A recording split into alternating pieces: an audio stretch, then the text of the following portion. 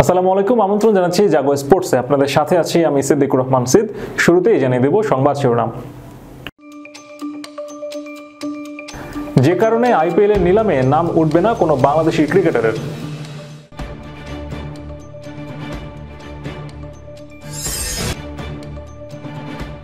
আবুধাবিতে সাকিবের অন্যরকম প্রস্তুতি।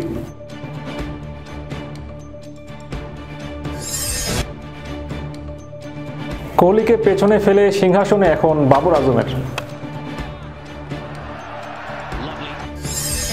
চ্যাম্পিয়ন্স ট্রফি পাকিস্তানে না যেতে অন্য দলগুলোকে লোভনীয় প্রস্তাব ভারতের।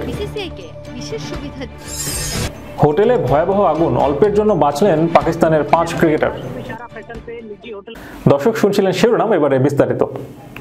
আইপিএল 2025 এর নিলামের প্রথম ধাপে কোনো বাংলাদেশি ক্রিকেটারের নাম না থাকায় তাদের অংশগ্রহণ নিয়ে অনিশ্চয়তা তৈরি হয়েছে।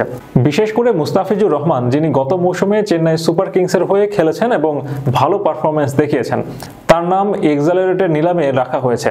গত মৌসুমে মুস্তাফিজুর রহমান চেন্নাই সুপার কিংসের জার্সিতে 9টি ম্যাচ খেলে নিয়েছেন 14 উইকেট। তার দুর্দান্ত বোলিং পারফরমেন্স দলকে বেশ কয়েকটি গুরুত্বপূর্ণ ম্যাচ জিততে সাহায্য করেছিল। তবে দেশের ক্রিকেট দলের ব্যস্ত সূচির কারণে তাকে মৌসুমের মাঝপথে আইপিএল ছাড়তে হয়েছিল।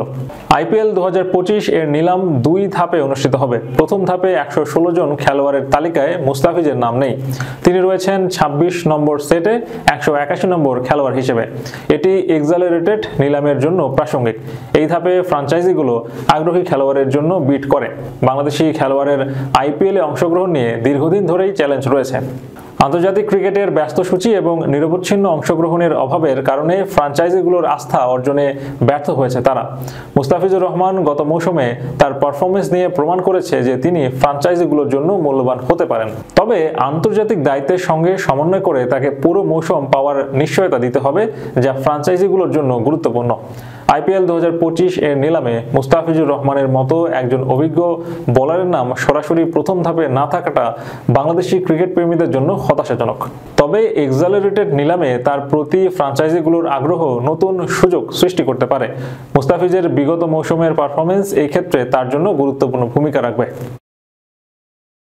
দেশের মাটিতে ক্যারিয়ারের শেষ টেস্ট খেলা হয়নি সাকিব আল হাসানের।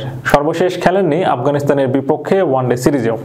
আসন্ন ওয়েস্ট ইন্ডিজ সফরেও তার খেলা না খেলা নিয়ে রয়েছে গুঞ্জন। তবে মাঠের বাইরে সাকিবকে আর থাকতে হচ্ছে না। আবুধাবি টি10 লিগের দল বাংলা টাইগার্সের হয়ে মাঠে নামার অপেক্ষায় সাকিব। সম্প্রতি সময়ে বাংলা টাইগার্সের ফেসবুক পেজে চোখ রাখলে দেখা যায় ক্রিকেটে ফিরতে কতটা মরিয়া সাকিব। শুরুতে জিম সেশনে ঘাম ঝরাতে দেখা গেছে তাকে। এরপর ফিটনেসে ফিরে আনতে যা যা করার সব ট্রেনিং এর মাধ্যমে নিজেকে শানিত করছেন সাকিব। গতকাল দেখা গেল ব্যাটিং অনুশীলনেও করতে এই অলরাউন্ডারকে। ফ্লাড লাইটের আলোতে বাংলাদেশের কিট পরে চালিয়েছেন ব্যাটিং। এর আগে সাকিব সদ্যই ওমরা পালন করেছেন। এরপরে যোগ দিলেন বাংলা টাইগার্সের দলে। একই দলে তার সতীর্থ Afghan leg spinner superstar Rashid খান।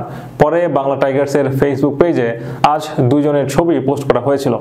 দুজনের ক্যাপশনে লেখা, আবুধাবি টি10 লিগে আমাদের ট্রেনার সাকিবের সঙ্গে সাকিব আল হাসান এবং রশিদ খান। আগামী 21 নভেম্বর থেকে জায়েদ ক্রিকেট স্টেডিয়ামে শুরু হতে যাচ্ছে হাল আমলের এই ক্রিকেট লিগ। 10 ওভারের এই টুর্নামেন্ট চলবে 2 ডিসেম্বর পর্যন্ত। ভারত সফরের পর এই টুর্নামেন্ট দিয়েই মাঠে ফিরবেন সাকিব। আন্তর্জাতিক টি20তে সর্বোচ্চ রান সংগ্রাহকের তালিকায় কোহলিকে পেছনে ফেলে 2 নম্বরে উঠে এলেন পাকিস্তানের বাবর আজম। সোমবার অস্ট্রেলিয়ার বিপক্ষে শেষ টি20তে কোহলিকে টপকে যান পাকিস্তানের সাবেক অধিনায়ক। টি20 ক্রিকেটে ইতিহাসে সর্বোচ্চ রান সংগ্রহকারীর তালিকায় রোহিত শর্মা রয়েছেন শীর্ষে। বিশ্বকাপ জয়ী এই ক্রিকেটার করেছেন 4231 রান। এরপরেই ছিলেন বিরাট কোহলি। তিনি 125 ম্যাচে করেছেন 4188 রান। এই দুজনই অবশ্য বিশ্বকাপ জিতে অবসরে গেছেন। সোমবার অস্ট্রেলিয়ার বিপক্ষে টি20 সিরিজের শেষ ম্যাচে বাবর আজম 41 রানের ইনিংস খেলেন। আর এই ইনিংসের মাধ্যমে তিনি কোহলিকে পেছনে ফেলে সর্বোচ্চ রান সংগ্রহকারীর তালিকায় দ্বিতীয় স্থানে অবস্থান নিয়েছেন। 126 ম্যাচে 40.30 গড়ে বাবরের সংগ্রহ এখন 4192 রান। 3টি সেঞ্চুরির পাশাপাশি তার 36টি হাফ সেঞ্চুরি রয়েছে। 159 ম্যাচ খেলে রোহিতের করা 4231 রান থেকে মাত্র 40 রান দূরে আছেন বাবর। পাকিস্তানে এখন নিরাপত্তা সংখ্যা নেই।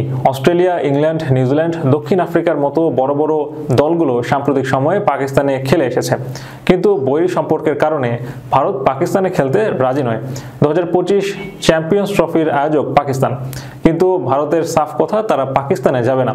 শুধু নিজেরাই নয়, অন্য দলগুলোও যাতে পাকিস্তানে খেলতে না যায় সেজন্য নাকি গোপনে তাদের লোভনীয় প্রস্তাব দিয়ে যাচ্ছে ভারত। সূত্রের বরাত দিয়ে এমনটাই দাবি করেছে পাকিস্তানের সংবাদ মাধ্যম ক্রিকেট পাকিস্তান। পাকিস্তানের অভিযোগ, ভারতীয় ক্রিকেট বোর্ড অন্য বোর্ডকে মোটা অঙ্কের টাকার প্রস্তাব দিয়েছে। তাদের জানানো হয়েছে আইসিসির কাছ থেকে যে আয় ভারতের হয় সেখান থেকে তাদের ভাগ দেওয়া হবে। বাড়তি আর্থিক প্রলোভনও দেখানো হয়েছে।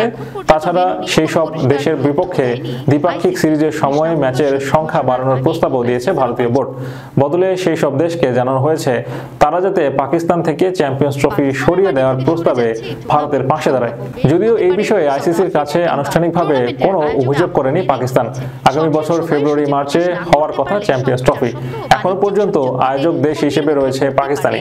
আইসিসি চ্যাম্পিয়ন্স ট্রফির যে প্রোমো প্রকাশ করেছে সেখানে আয়োজক দেশ হিসেবে পাকিস্তানি রয়েছে। সে দেশে ট্রফি ট্যুরও শুরু হয়েছে, কিন্তু এখনো পর্যন্ত প্রতিযোগিতার সূচি প্রকাশ করা হয়নি। তাই একটা ধোঁয়াশা রয়ে গেছে। ভারত স্পষ্ট জানিয়ে দিয়েছে পাকিস্তানে খেলতে যাবে না। অন্য কোনো দেশে প্রতিযোগিতা সরানোর আবেদন করেছে তারা। অন্ততপক্ষে হাইব্রিড মডেলে যাতে প্রতিযোগিতা হয় সেই আবেদনও করেছে তারাও। কিন্তু পাকিস্তান স্পষ্ট জানিয়ে দিয়েছে এবার কোনোভাবেই তারা নিজেদের দেশ থেকে প্রতিযোগিতা সরাবে না। সবচেয়ে ধনী এই বোর্ড জাতীয় নারী চ্যাম্পিয়নশিপের জন্য করাচিতে যে হোটেল ক্রিকেটারদের থাকার ব্যবস্থা করেছিল পাকিস্তান ক্রিকেট বোর্ড, সোমবার সেই হোটেলে ভয়াবহ আগুন লাগে। দুর্ঘটনার সময় 5 জন ক্রিকেটার ছিলেন হোটেলে। তাদের জানালার কাঁচ ভেঙে উদ্ধার করা হয়। অল্পের জন্য প্রাণে বাঁচেন তারা। টিম হোটেল থেকে ক্রিকেটারদের উদ্ধার করে ন্যাশনাল হাই পারফরমেন্স সেন্টারে নিয়ে যাওয়া হয়। যদিও ক্রিকেটারদের খেলার সরঞ্জাম আগুনে পুড়ে ছাই হয়ে গেছে। এ ঘটনায় টুর্নামেন্ট সংক্ষিপ্ত করার সিদ্ধান্ত নিয়েছে পাকিস্তান ক্রিকেট বোর্ড। 4টি করে ম্যাচের পরে যে দুটি দল লিগ টেবিলের প্রথম দুই আছে তাদের মধ্যে ফাইনাল ম্যাচ আয়োজনের ভাবনা রয়েছে পিসিবির। যদিও সেই ফাইনাল ম্যাচ কবে হবে এবং কোথায় আয়োজিত হবে সে বিষয়ে এখনো কোনো চূড়ান্ত সিদ্ধান্ত হয়নি। পিসিবি জানিয়েছে টুর্নামেন্ট আয়োজনের জন্য এই মুহূর্তে করাচিতে বিকল্প হোটেলের ব্যবস্থা নেই। শুধু তাই নয়, মানসম্পন্ন 100টি রুমেরও দরকার টুর্নামেন্ট আয়োজনের জন্য। তাই ক্রিকেটারদের স্বাস্থ্য ও নিরাপত্তার কথা ভেবেই টুর্নামেন্টের দৈর্ঘ্য কমানো হয়েছে। দর্শক, শেষ করার পূর্বে সংবাদ শিরোনামগুলো জানিয়ে দেব আরো একবার। যে কারণে আইপিএল এর নিলামে নাম উঠবে না কোনো বাংলাদেশি ক্রিকেটারের।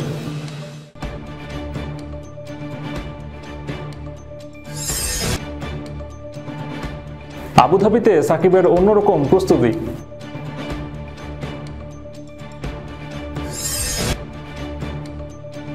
কোহলিকে পেছনে ফেলে সিংহাসনে এখন বাবর আজমের। চ্যাম্পিয়ন্স ট্রফি পাকিস্তানে না যেতে অন্য দলগুলোকে লোভনীয় প্রস্তাব ভারতের। হোটেলে ভয়াবহ আগুন, অল্পের জন্য বাঁচলেন পাকিস্তানের 5 ক্রিকেটার। এই ছিল এখনকার মতো। এতক্ষণ আমাদের সাথে থাকার জন্য ধন্যবাদ সবাইকে। আল্লাহ হাফেজ।